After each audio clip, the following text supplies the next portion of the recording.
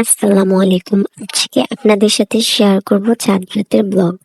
তো কালকে যেহেতু ঈদ সেই জন্য আমার বাসায় অনেক কিছু শেষ হয়ে গিয়েছিল।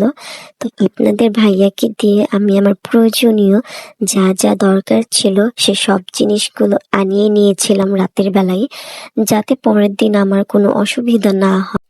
আপনার ভাইয়া সবকিছু বের করে দেখাচ্ছিল যে সবকিছু ঠিক আছে কিনা।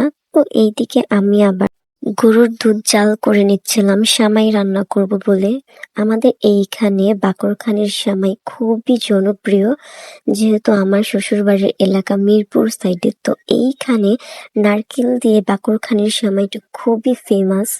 তো আমরা আগের দিন রাতে অর্থাৎ চাঁদ রাতের দিনই সব রকমের সেমাই বা ডেজার্ট আইটেম যেগুলো আছে সেগুলো প্রিপেয়ার করে রেখে দিই।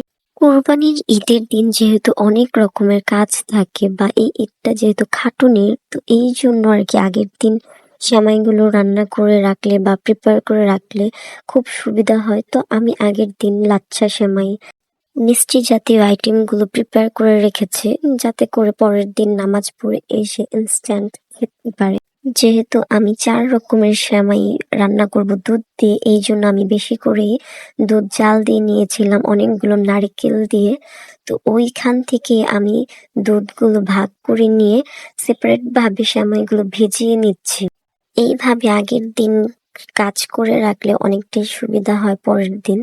তো যাই হোক, আমি এইভাবে সেমাইগুলো প্রিপেয়ার করে ফ্রিজে রেখে দিয়েছি। আর আপনারা কারা কারা কলের সেমাই খান আমাকে কমেন্ট করে জানাবেন। এই দেখেন, কলের সেমাই এর আগে আমার কখনো খাওয়া হয়নি, এই প্রথমবার আমি এটাকে ট্রাই করছি।